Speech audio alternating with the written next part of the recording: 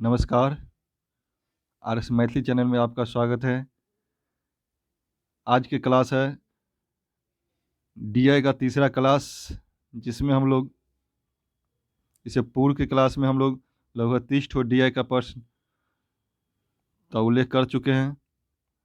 आज की क्लास में हम प्रीवियस पेपर का डीआई लेके आए हैं, जो 2 दिसंबर 2019 और 5 दिसंबर 2019 और दिसंबर 2018, जिसमें हम अपना जेआरएफ क्वालिफाई किए थे, उस वर्ष का डीआई लेकर आए हैं। बहुत महत्वपूर्ण क्लास है, क्लास का पूरा अवश्य देखिएगा। डीआई इतना आसान प्रश्न होता है जिसे आप आसानी से 10 नंबर प्राप्त कर सकते हैं अपना नेट के एग्ज़ाम में। यदि डीआई आपको समझ में आ जाता है तो 2 मिनट का क्वेश्चन कैलकुलेशन करके आप 10 अंक प्राप्त कर सकते हैं। पर डीआई प्रश्न सोल्व करने के लिए आपको परसेंटेज और एवरेज 2 चैप्टर मैथमेटिक्स का आना चाहिए। यदि ये दोनों चैप्टर समझ में है तो डीआई का हम लोग कुछ कैलकुलेशन करेंगे, समझेंगे जो ग्राफ डाटा को हम लोग कैसे समझते हैं और उसके प्रश्न को कैसे सोल्व करते हैं। तो आइए, प्रश्न को आगे बढ़ने से पहले यदि आप आरएस मैथिली चैनल पर नए हैं तो चैनल को सब्सक्राइब कर लीजिए, और वीडियो अच्छा लगे तो लाइक शेयर कीजिएगा और कमेंट करके बताइएगा जब वीडियो कैसा लगा, और इससे संबंधित वीडियो आपको चाहिए या दूसरे टॉपिक पे भी फिर फर्स्ट पेपर का वीडियो बनाएं, कमेंट करके अवश्य बताइएगा। तो आइए हम लोग देखते हैं प्रश्न संख्या में एक पहला नंबर डीआई के लिए क्या इन्फॉर्मेशन दिया गया है। ये डीआई दिया गया है, देख सकते हैं यहाँ डीआई दिया है, प्रोग्रामिंग लैंग्वेज है, और प्रोग्रामिंग लैंग्वेज जानने वाले लोगों का प्रतिशत दिया गया है, और उससे पूर्व इसमें क्या इंस्ट्रक्शन दिया गया है हम लोग पढ़ते हैं। तो निम्नलिखित तालिका में विभिन्न प्रोग्रामिंग लैंग्वेज जानने वाले व्यक्तियों का प्रतिशत दी गई है। इस तालिका में जो है ये विभिन्न प्रोग्रामिंग लैंग्वेज हो गया, C++, कोबोल, फोर्ट्रैन, जावा, ये सब हो जाएगा कंप्यूटर का लैंग्वेज। और इधर जो दिया गया है उसको जानने वाला, इस लैंग्वेज को जानने वाले लोगों का प्रतिशत, जो 100% लोग जो है जो कंप्यूटर का लैंग्वेज जानते हैं, उसमें कितना प्रतिशत लोग C++ की लैंग्वेज जानता है, कितना प्रतिशत लोग सी लैंग्वेज का जानता है, कितना प्रतिशत लोग कोबोल लैंग्वेज को जानता है। ठीक है, इसी तरह से ये डाटा दिया गया है उसमें। फिर यदि प्रोग्रामिंग लैंग्वेज जानने वाले लोगों की कुल संख्या 12 लाख है तो तालिका पर आधारित निम्नलिखित प्रश्नों का उत्तर दीजिए। इसमें बोला है जो ये सभी कंप्यूटर का लैंग्वेज जानने वाले लोगों की कुल संख्या कितना है, 12 लाख। टोटल ऑफ नंबर भी दे दिया है कंप्यूटर को, इस 100% में बराबर हो जाएगा 12 लाख। तो इसको जोड़ेंगे सभी को तो 100% आएगा, और उसका संख्या दिया गया है प्रतिशत के बाद, इधर संख्या में दिया गया है 12 लाख। तो आइए प्रश्न सोल्व करते हैं। मान लीजिए दो देगा सी लैंग्वेज को कितना प्रतिशत लोग जानता है, तो 15%। C++ का हो गया 15%, सी लैंग्वेज का हो जाएगा 25%, फोर्टोन है, कोबोल है, जावा है, LISP है, पाइथन है, इसी तरह की सभी लैंग्वेज जानने वाले लोगों को प्रतिशत दिया गया है। इससे पहले भी हम लोग देखे थे प्रश्न, उसमें इसी तरह से दिया था सभी सर्विस में सेवा में काम करने वाले लोग, उसका प्रतिशत। इधर फिर एक्स्ट्रा डाटा दिया गया था मेल का और फीमेल का। इसमें दिया था यदि मान लीजिए यहीं पे हम दे देंगे C++ लैंग्वेज जानने वाले लोगों की कुल संख्या है 25%, तो महिला का अनुपात है 3:5, महिला पुरुष और महिला का अनुपात 3:5 है। तो पूछ देंगे जब इसमें महिला की संख्या ज्ञात कीजिए, तो 12 लाख का 15% गुने 5/8। इसी तरह कोबोल में बांट देंगे, महिला और पुरुष के रेशियो दे देंगे यहाँ पे। इसी तरह इससे पहले के प्रश्न में हम लोग देख चुके हैं, इसमें इस दोनों इंस्ट्रक्शन के साथ साथ इधर महिला और पुरुष का रेशियो भी दिया गया था, पर इस प्रश्न में ये नहीं है। मैंने इतना आसान प्रश्न पूछा है जो आप आसानी से, अगर एवरेज और प्रतिशत का ज्ञान है तो 10 अंक प्राप्त कर सकते हैं। क्या ये प्रश्न संख्या 1 में क्या बोल रहा है? प्रश्न संख्या 1 में है सी, जावा और कोबोल लैंग्वेज जानने वाले व्यक्तियों की कुल संख्या क्या है। 3 तरह के लैंग्वेज का व्यक्ति का कुल संख्या पूछा है। सी लैंग्वेज जो 12 लाख का 25% है, जावा है जो 12 लाख का 15% है, और कोबोल है जो 12 लाख का 12% है। इसका 12 लाख का 25%, 12 लाख का 12% और 12 लाख का 15% निकाल के इसे जोड़ देंगे तो यही मेरा आंसर आ जाएगा, जो सभी कुल मिलाकर कितना लोग जो है जो ये तीनों लैंग्वेज को जानता है। या इसको बनाने के लिए एक और तरीका है, या पूरे प्रतिशत को ही, तीनों प्रतिशत जो है 25%, 12% और 15%, तीनों को जोड़ लेंगे, जितना आएगा उसको 12 लाख का उतना प्रतिशत कर देंगे तो वही आंसर आ जाएगा। देखिए बनाते, पहले मेथड से बनाते हैं। 12 लाख का 25% कितना हो जाएगा, 12 लाख का 25% बटा बराबर हो जाएगा 12/100, 25% हो जाएगा 25/100 प्लस, तो कोबोल में है 12 लाख का 12%, तो 12 लाख का गुने 12/100 प्लस जावा में हो गया 12 लाख का 15%, तो 12 गुने 15/100। इसी को कैलकुलेशन कर लेंगे यदि, तो वही कैंसिल वंसिल करके जोड़ करके जो आंसर आएगा वही मेरा आंसर हो जाएगा। इसको बनाने का एक दूसरा नियम भी है, देखिए उससे बनाते हैं कितना आसान हो जाएगा। 25%, 12% और 15% को जोड़ लेंगे, तो तीनों को जोड़ेंगे तो कितना आ जाएगा, 52%। 52%, तो 12 लाख का 52% वही आंसर आ जाएगा। तो 12 गुने 52/100, इसको अब क्या करेंगे, तो 52 को 12 से गुना करेंगे, या 12 को 52 से गुना कर दीजिए। 12 दूनी 24, हाथ में 2, 12 पंचे 60, हाथ 2 62 आ गया। इसको फिर 100 बटे में, तो 2 अंक के बाद पॉइंट हो जाएगा, यहाँ पॉइंट हो जाएगा, तो 6,24,000, 6,24,000 लोग ऐसा है जो सी, जावा और कोबोल तीनों लैंग्वेज जानता है। सी लैंग्वेज जानने वाला, जावा लैंग्वेज जानने वाला, कोबोल लैंग्वेज को जानने वाले लोगों की कुल संख्या 6,24,000। तो इसमें देखिए 6,24,000 किस ऑप्शन में है, ऑप्शन डी में दिया गया है। 6,24,000 लोग ऐसा है जो सी लैंग्वेज, जावा लैंग्वेज और कोबोल लैंग्वेज सम्मिलित रूप से जानने वाले की कुल संख्या। तो पर संख्या एक का हो गया डी। आगे देखेंगे पर संख्या 2 में है सी लैंग्वेज जानने वाले लोगों की कुल संख्या और जावा जानने वाले लोगों की संख्या का अनुपात। सी जानने वाला देखिए कितना है, सी लैंग्वेज जानने वाले लोगों की संख्या 25 और जावा जानने वाले लोगों की संख्या 15%। तो 12 लाख का 25% मतलब हो गया 25/100 अनुपात, फिर 12 लाख का 15% मानोगे 15/100। इसमें अनुपात का लेफ्ट साइड और लेफ्ट साइड जो कॉमन अंक रहेगा तो कट जाएगा, ये 12 12 कैंसिल, ये 100 कैंसिल, फिर ये 15 और 25 में किस से कॉमन से भाग देंगे तो कटेगा 5 से, तो 5 दिया 15 और 5 25। तो इसका सही आंसर क्या हो गया, 5:3। 5:3 आ गया। तो इसका ऑप्शन में कितना है, option B, option number B में है 5:3 इसका सही आंसर। तो सी लैंग्वेज जानने वाला और जावा लैंग्वेज जानने वाले लोगों के बीच अनुपात हो गया 5:3। इसको डायरेक्ट यदि 12 लाख नहीं करेंगे क्योंकि 12 लाख दोनों में कॉमन है, तो ऐसे भी बना सकते हैं। 25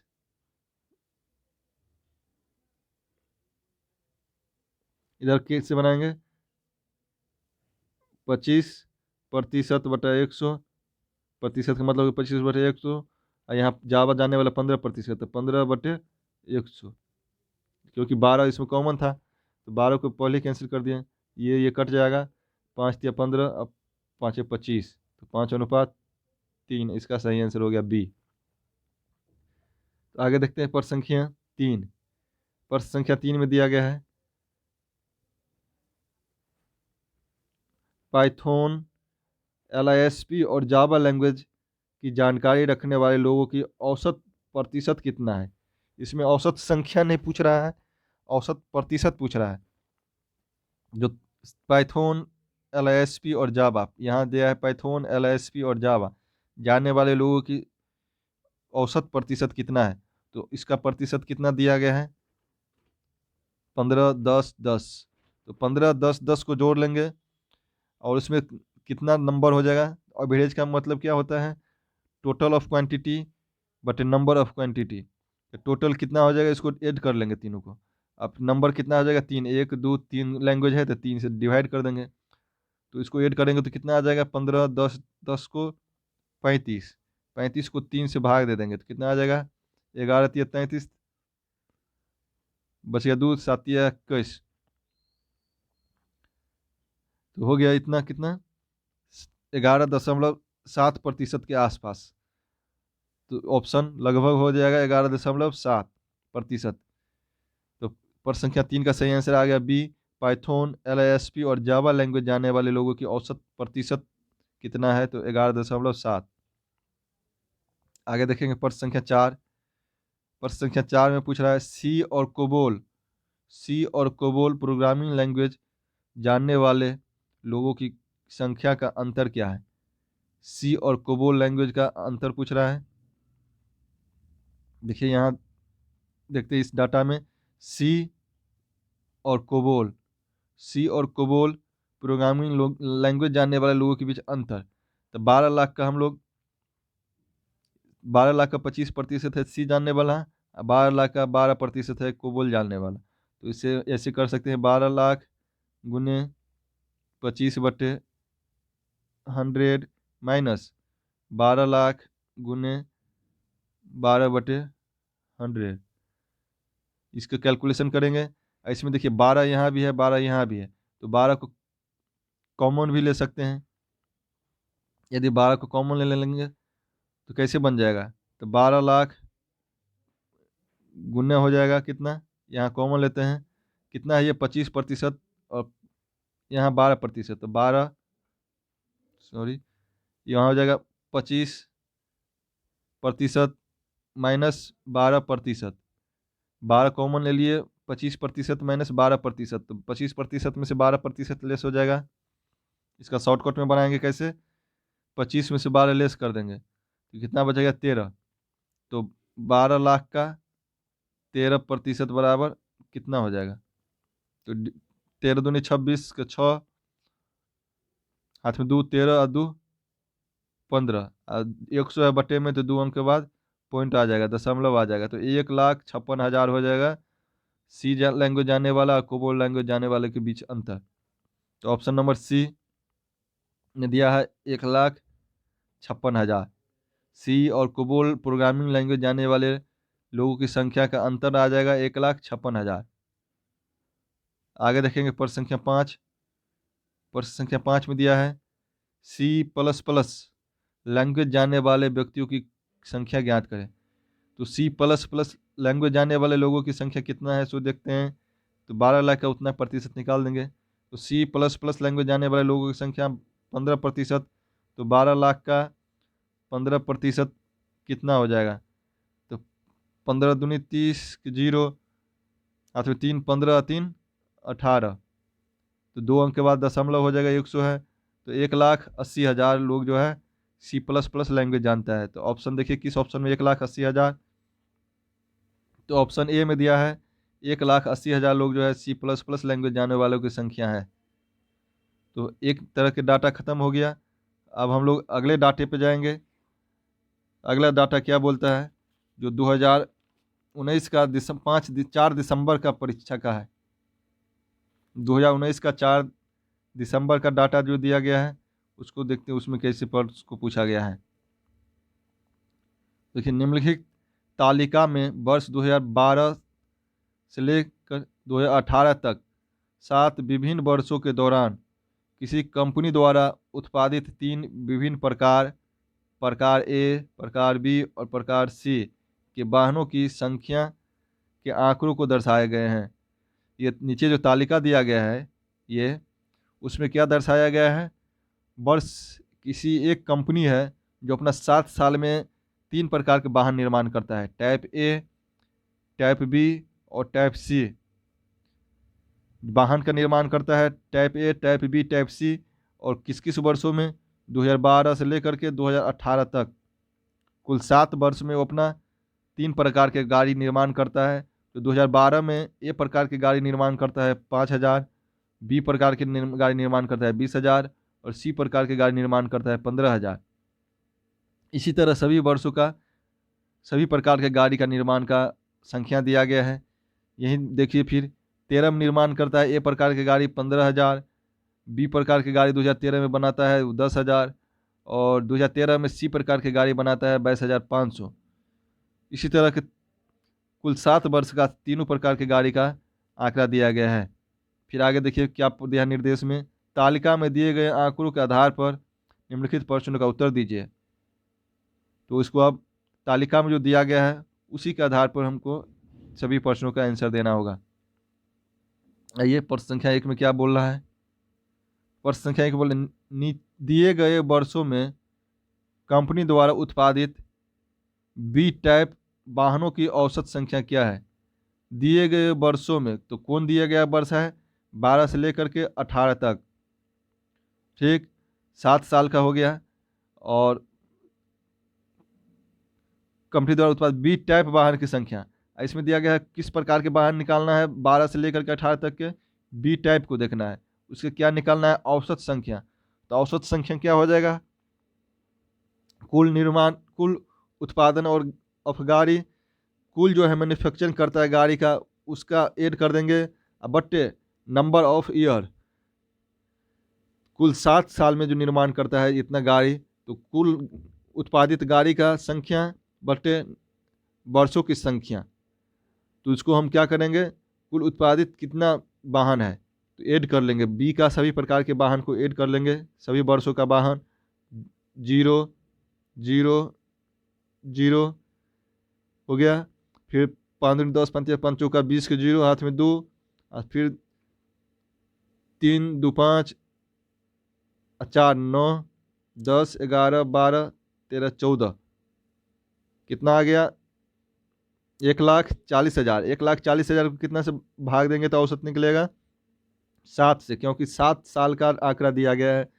तो 7 साल में वो गाड़ी जो है बी प्रकार के वाहन का निर्माण करता है कंपनी 1,40,000, तो इसका औसत उत्पादन कितना हो जाएगा बी प्रकार की गाड़ी का? तो 7 दूनी 14, फिर कट गया, इस पर कितना हो गया? 4 गो शून्य बैठ जाएगा, तो 20,000। बी प्रकार के वाहन का औसत निर्माण हो जाता है 20,000, तो ऑप्शन बी में दिया गया है, तो सही आंसर हो जाएगा 20,000। देखिए कितना आसान है, जोड़ करके फिर इसे औसत निकाल देना है, यही आंसर आ गया।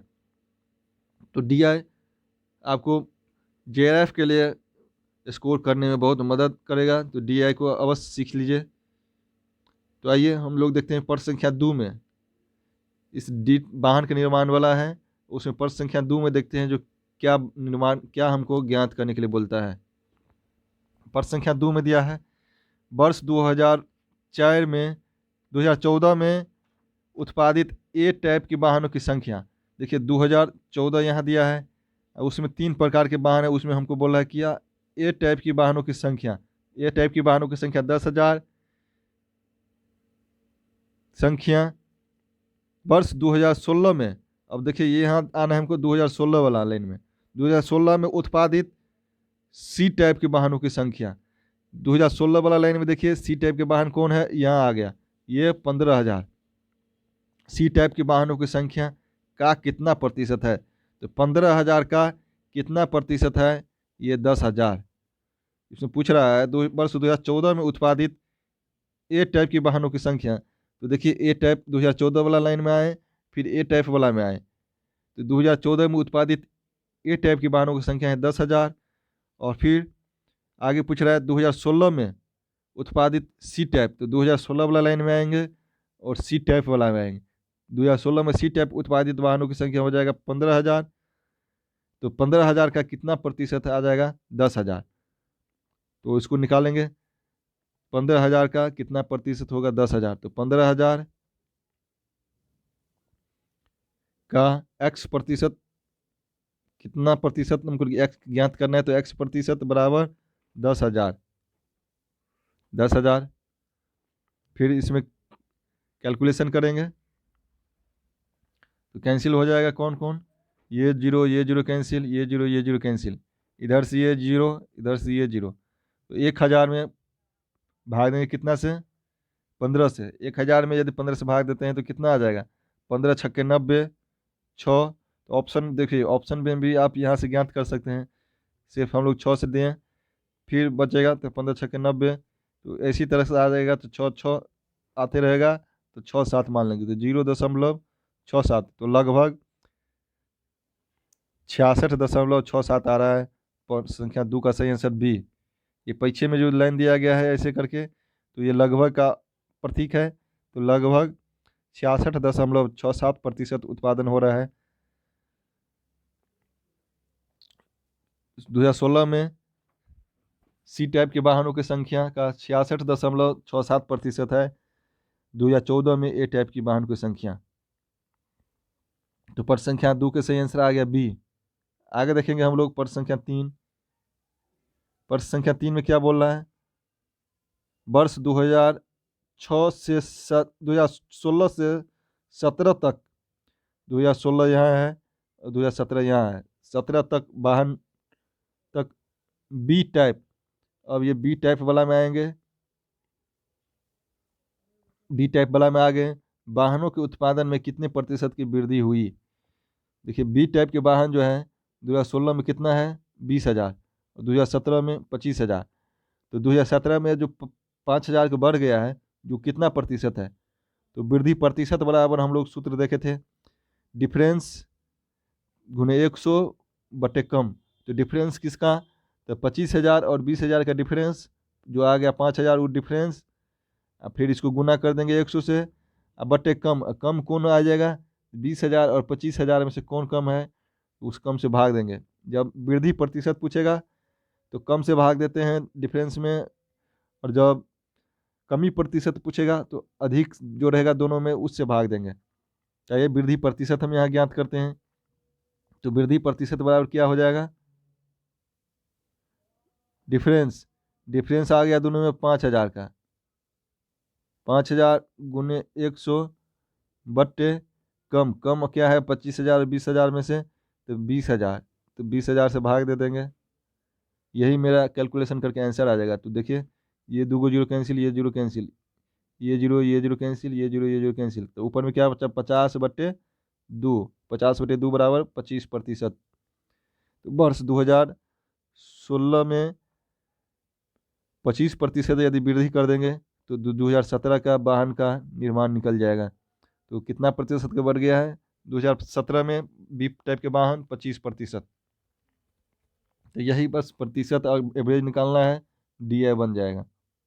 आइए प्रश्न संख्या 4 देखते हैं। प्रश्न संख्या 4 में क्या बोल रहा है, कितने वर्षों में, और यहाँ वर्ष दिया है, उसमें से कितने वर्षों में ए टाइप वाहनों का उत्पादन, किस टाइप का वाहन, ए टाइप का वाहन का उत्पादन दिए गए वर्षों के औसत उत्पादन से कम था। अब इसका औसत उत्पादन निकालेंगे कितना, टोटल कर देंगे इसका, और नंबर ऑफ वर्ष 7 वर्ष है तो 7 से भाग दे देंगे, तो वही निकल जाएगा मेरा औसत उत्पादन। तो इस जो मेरा निकलेगा औसत उत्पादन, उससे कम उत्पादन करने वाला किन किन वर्षों में वाहन है। तो आइए हम इसको टोटल करेंगे, कितना आएगा ए टाइप के वाहनों की संख्या को, ए टाइप के वाहनों की संख्या यदि टोटल करते हैं, देखिए कितना आएगा, 0, फिर 0, तीसरा नंबर पे देखिए यहाँ 5 है, फिर इधर से जोड़ेंगे तो 5 दूनी 10, 7 17, और 17 और 5 22, और 3 25 के 5 हाथ में 2, तो 3 2 5, 6 7 8 9 10 11, हो गया 11। कितना हो गया, 1,15,500, 1,15,500 को हम 7 से भाग देंगे, 1,15,500 के 7 से भाग देंगे तो कितना आ जाएगा, 11 में भाग देंगे 7 से तो 1, फिर कितना बच गया 4, तो 7 छक्के 42, इधर 7 पंचे 35, अब फिर 2 जीरो है, अब 0 0 कितना आ गया 16,500। तो अब देखिए 16,500 से कम उत्पादन करने वाला ए टाइप वाहन की संख्या कौन कौन वर्ष है। तो 2012 में सही हो जाएगा। कम वाला हमको पूछ रहा है, कम औसत से कम पूछ रहा है, तो औसत से कम उत्पादन कर रहा है 2012 में, तो 2012 हो जाएगा एक वर्ष। फिर 2013 में भी है 15,000 उत्पादन कर रहा है, मेरा औसत आया है 16,500। फिर देखिए 2014 में भी 10,000 उत्पादन कर रहा है, औसत से कम है। फिर 2015 में अधिक है, तो ये नहीं होगा। 2016 में भी अधिक है, 25 है, नहीं ये भी नहीं होगा। 17 में भी देखिए, 17 में कितना उत्पादन कर रहा है, 13,000, तो ये हो जाएगा। 18 में 30,000, तो ये नहीं होगा। तो औसत से कम उत्पादन करने वाला कौन कौन वर्ष हो गया, 2012, 13, 14 और 17, तो 4 वर्ष। तो ऑप्शन बी में दिया गया है 4। तो कितने वर्षों में पूछ रहा है, कितने वर्षों में ए टाइप के वाहनों का उत्पादन दिए गए वर्षों के औसत उत्पादन से कम था। तो औसत उत्पादन 15,000, 16,500 से कम उत्पादन करने वाला कौन कौन वर्ष है ए टाइप के वाहन, तो 12, 13, 14 और 17, 4 वर्ष। तो इसका सही आंसर हो जाएगा 4 वर्ष वाला। आगे देखते हैं प्रश्न संख्या 5। प्रश्न संख्या 5 में पूछ रहा है, निम्नलिखित में से किस वर्ष तीनों प्रकार के वाहनों का कुल उत्पादन 60,000 है। निम्नलिखित में से किस वर्ष, ये वर्ष जो दिया गया है ये 12 से लेकर के 18 वर्ष, उसमें से पूछ रहा है उसमें से किस वर्ष में जो है तीनों प्रकार के वाहनों का उत्पादन 60,000 है। तो इसमें देखिए ऑप्शन में हमको किस किस वर्ष दिया है, उसी उसी वर्ष का जोड़ के देख चेक करेंगे। देखिए ऑप्शन में दिया गया है 13, 14, 15, 16, तो 13, 14, 15 और 16, इसी तीनों वर्ष का कुल उत्पादन को वाहन को हम जोड़ेंगे, तो देखते हैं जो 60,000 पुरता है कि नहीं पुरता है तीनों प्रकार के वाहनों को। हमको इसके लिए 17, 18 और 12 को ऐड करने की ज़रूरत नहीं पड़ेगा, इसको जोड़ कर देंगे, इसको जोड़ कर देंगे तो कितना आएगा, फिर इसको ऐड करेंगे तो कितना आएगा, फिर 15 में भी है ऑप्शन में, तो 15 को भी इसको ऐड करेंगे तो बराबर कितना आएगा, और 16 को भी ऐड करेंगे तो बराबर कितना आएगा। तो आइए हम लोग ऐड करके देखते हैं। 2013 को पहले ऐड करते हैं। 13 में कितना दिया है, 22,500 और 10,000, 32,500, 32,000 इसे 15 जोड़ देंगे 47,000, इतना नहीं होगा। फिर आगे देखते हैं, 60,000 नहीं पूरा तो 2013 वाला कट गया ऑप्शन। फिर देखेंगे 2014 में, 2014 में कितना है, 30,000 अब 15,000, 45,000 और 10,000, 55,000, तो 55,000 भी 60,000 नहीं पूरा, तो 60,000 वाला 2014 भी कट जाएगा। अब देखेंगे 2015 में कितना उत्पादन करता है, 2015 में है 23,000 और 15,000, 38,000, 38,000 हो गया ये, और फिर 17,500, तो हो जाएगा कितना 55,500। तो 55,500 नहीं है, 60,000 हमको पूछ रहा है, जिस किस वर्ष में 60,000 उत्पादन कर रहा है, 55,500 आया इसमें, ये भी नहीं होगा, 15 भी नहीं, और 16 में भी अब ऐड भी करने की ज़रूरत नहीं है क्योंकि एक ही ऑप्शन बचा है। फिर भी हम ऐड करके देखते हैं जो 60,000 पुरता है कि नहीं पुरता है 16 का। 16 में क्या है, 15,000, 20,000, कितना हो जाएगा 35,000, 35,000 और ये हो जाएगा 25,000, तो 60,000, तो 16 में 60,000 पुर गया। तो पूछ भी रहा है प्रश्न, निम्नलिखित में से किस वर्ष तीनों प्रकार के वाहनों का कुल उत्पादन 60,000 है, तो 2016 का 60,000 उत्पादन कर रहा है। आगे देखेंगे प्रश्न संख्या 6। प्रश्न संख्या 6 में जो दिया गया इसमें, सभी वर्षों के दौरान, इसमें पूछा है सभी वर्षों के दौरान किस टाइप के वाहनों का उत्पादन सर्वाधिक हुआ, किस टाइप का वाहन सर्वाधिक उत्पादन हुआ, ए टाइप का वाहन सबसे अधिक उत्पादन हुआ, या बी टाइप के वाहन सबसे अधिक उत्पादन हुआ, या सी टाइप का उत्पादन हुआ। तो इसमें सभी को जोड़ेंगे, ए टाइप का कितना हो गया, बी टाइप को जोड़ेंगे और सी टाइप को जोड़ेंगे। तो आइए जोड़ करके देखते हैं। इससे पहले हम लोग ए टाइप का तो जोड़ करके देखे थे कितना आया था, औसत निकालना था, तो इससे पहले भी हम वीडियो में कह चुके हैं पहले क्लास में, जो जो कैलकुलेशन करते DI से संबंधित, तो ऐसा कैलकुलेशन कीजिए साफ साफ जो एक पर्सन का कैलकुलेशन दूसरे पर्सन में भी काम आ सके। यदि अभी हम यहाँ कैलकुलेशन अपना कॉपी पे लिख के रखे रहते तो यहाँ फिर से ऐड करने की ज़रूरत नहीं पड़ता। बी टाइप का भी हम लोग निकाले थे तो उसका भी आवश्यकता नहीं पड़ता। सिर्फ सी टाइप का नहीं जोड़े थे तो सी टाइप को जोड़ लेते। अब देख लेते जो सर्वाधिक उत्पादन किस वर्ष में हो रहा है, किस टाइप की गाड़ी का हो रहा है सभी वर्ष को मिलाकर। तो आइए अब यहाँ ए को हम लोग ऐड किए थे तो कितना आया था 1,15,500। जोड़े किए थे 0 0, इधर 5, फिर इधर आ जाएगा 5 1 1। तो कितना ए टाइप के वाहन के उत्पादन कितना हो जाएगा सभी वर्ष के मिला के 1,15,500। और बी टाइप का आया था कितना 1,40,000, 1,40,000। और सी टाइप को ऐड करके देख लेते हैं 0 0, यहाँ 5 है तो 5, यहाँ हो जाएगा 5 और 2 7 और 3 10 और 5 15, 5 20 के 0, हाथ में 1, 2 2 4 1 5, 6 2 8, 3 11, 12 13,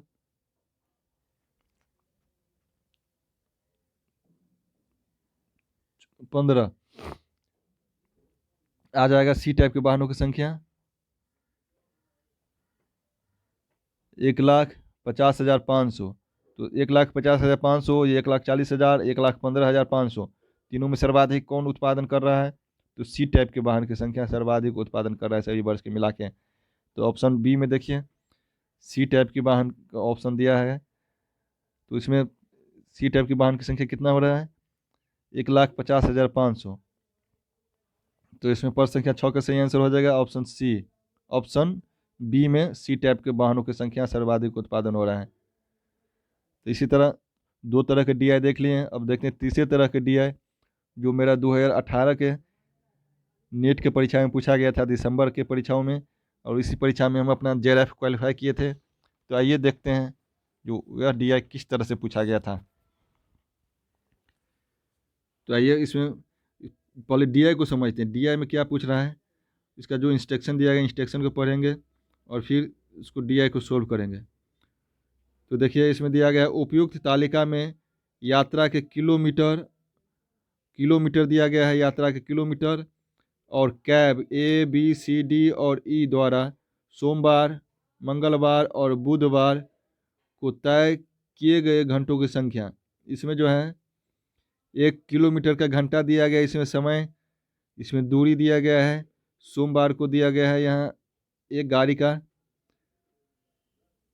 माने 6 प्रकार के, यहाँ 5 प्रकार के गाड़ी दिए है, cab A B C D E, 5 प्रकार के कैब दिया है, माने वाहन का दिया है।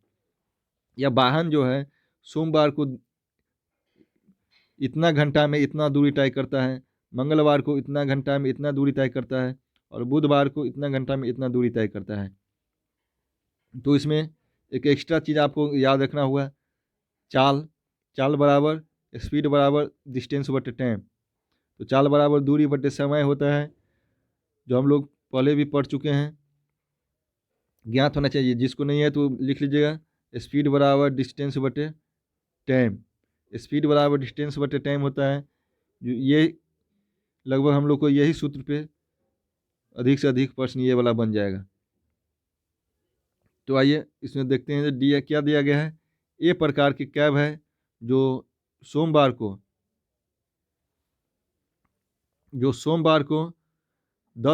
16 घंटा चलता है और 656 किलोमीटर दूरी तय करता है। फिर ए कैब ए जो है मंगलवार को 12 घंटा चलता है और 480 किलोमीटर की दूरी तय करता है।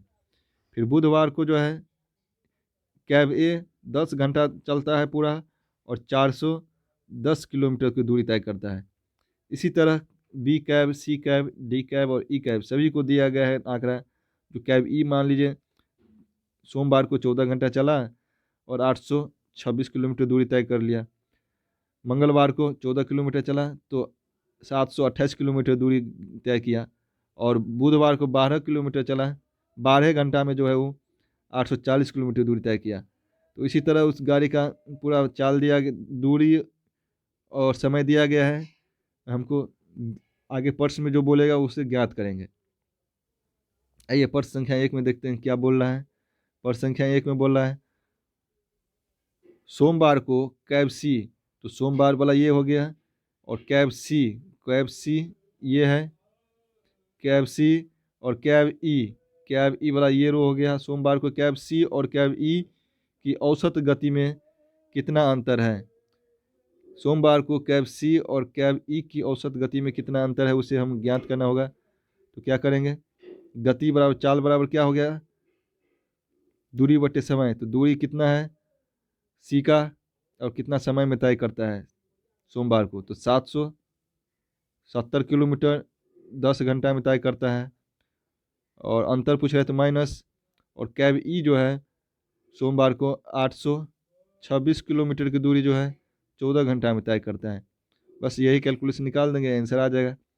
इसे काटेंगे तो कितना हो जाएगा इसका चाल, 77 किलोमीटर प्रति घंटा, माइनस इधर 826 में देंगे भाग कितना से, 14 से, तो कितना से लगेगा, 8 पंच 14 पंचे 70, तो 5, और इधर बचेगा 14 नम्मा 26 126, तो कितना हो गया, ई प्रकार के वाहन का चाल हो गया, स्पीड हो गया 59, और सी प्रकार के वाहन का चाल हो गया 77। तो दोनों का अंतर हो जाएगा कितना, लेस कर लेंगे 77 में से 59, तो हो जाएगा 11 किलोमीटर प्रति घंटा दोनों का अंतर आता है।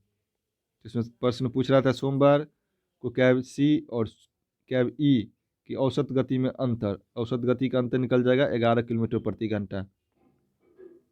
प्रश्न संख्या 2 देखेंगे। प्रश्न संख्या 2 में क्या बोल रहा है, प्रश्न संख्या 2 में देखिए कैब डी, तो देखिए कैब डी यहाँ है, और कैब भी यहाँ है कि औसत गति में कितना अंतर है। इसे पहला प्रश्न में हम लोग देखेंगे क्या दिया था, कैब सी और कैब ई का सोमवार का, पर यहाँ यह कोई दिन नहीं दिया गया है। प्रश्न संख्या बी में दो में जो है कोई दिन का चर्चा नहीं किया गया है, तो हमको कैब डी का औसत गति पूछ रहा है और कैब बी का औसत गति पूछ रहा है। तो उसमें क्या करेंगे, सोमवार, मंगलवार और बुधवार, पहले कैब बी का जो है तीनों दिन का औसत गति निकाल लेंगे। फिर कैब डी का भी जो है सोमवार, मंगलवार और बुधवार तीनों दिन का जो है औसत गति निकाल लेंगे, और फिर दोनों का अंतर निकालेंगे। तो ये कैब ए का औसत गति निकालते हैं, कैब बी का औसत गति निकालते हैं, तीनों दिन का कितना आएगा।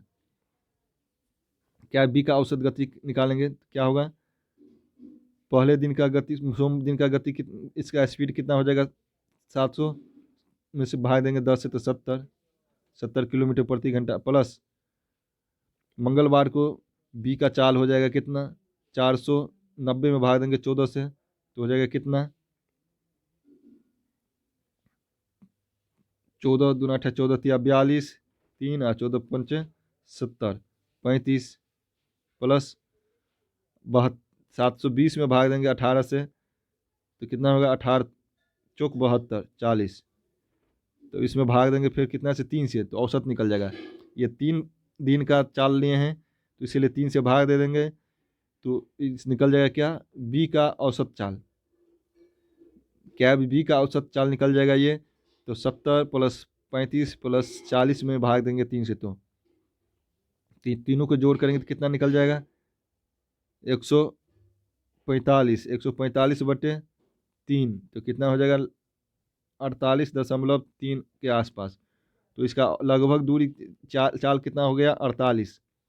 कैब बी का औसत चाल निकल गया लगभग 48 को कॉपी पर लिख रखिए। अब कैब डी को निकालते हैं। चलिए कैब डी का कितना आएगा, तीनों दिन का औसत चाल, इसमें 744 में भाग देंगे 12 से, तो कितना आएगा, तो 7 छक्के 12 छक्के 72, 6 फिर 12 दूनी 24 प्लस फिर 825 में भाग देंगे 15 से, तो 15 पच्चे 75 और 15 पच्चे 75 प्लस 840 में भाग देंगे 14 से, तो कितना, 14 छक्के 84, 60/3। तो ये क्या निकल जाएगा अब, डी का औसत चाल।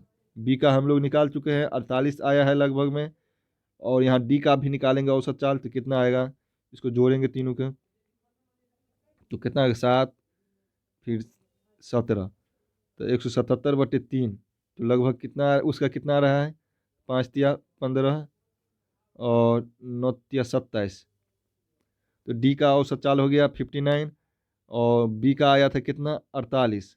तो 59 में से 48 लेस कर लेंगे, तो वही इसका अंतर अंतर आ जाएगा, अंतर ज्ञात हो जाएगा, कितना आ जाएगा 1 1। तो इसमें 11 आंसर नहीं दिया गया है, तो लगभग में कितना दिया गया है उसका आसपास में 10। तो प्रश्न संख्या 2 का सही आंसर हो जाएगा ऑप्शन बी, 10 किलोमीटर प्रति घंटा।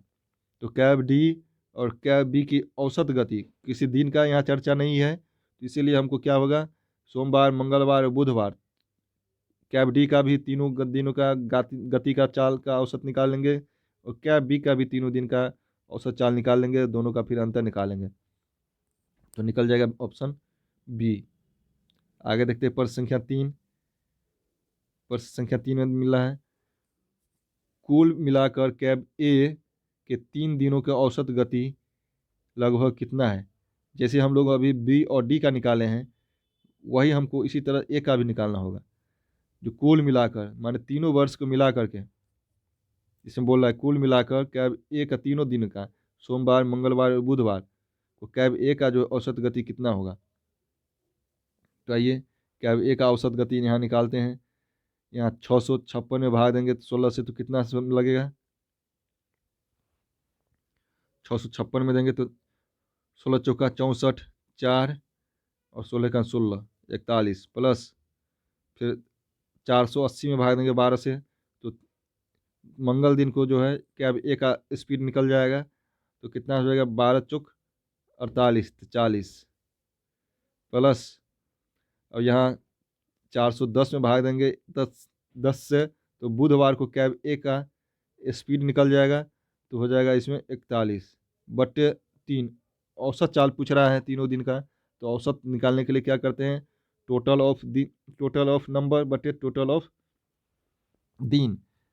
यहाँ दिन की संख्या 3 आ रहा है, और तीनों दिन का औसत चाल आ गया 41 40 और 41, तो तीनों दिन को जोड़ लेंगे तो कितना आ जाएगा 122। इसको जोड़ेंगे तो 122 आ गया बटे 3।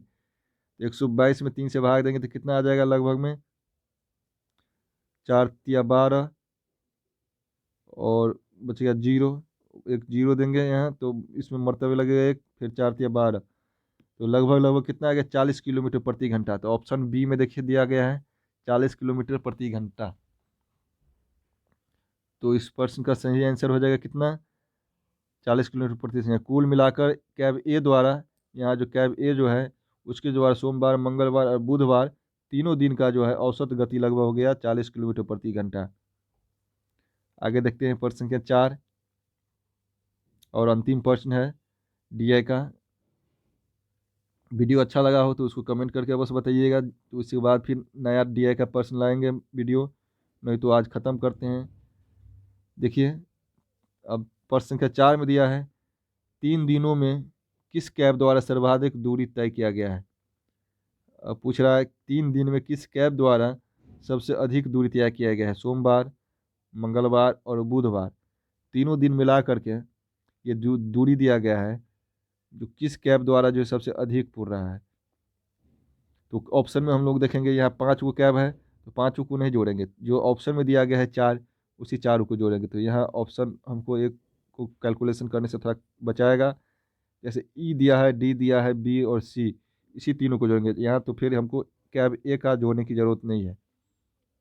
कैब ई ऑप्शन में दिया है, कैब ई का जोड़ते हैं कितना आता है, कैब ई का जोड़ेंगे कितना, 826 को जोड़ेंगे, 728 को जोड़ेंगे और 840 को जोड़ेंगे, तीनों को जोड़ेंगे तो कितना आ जाएगा यहाँ।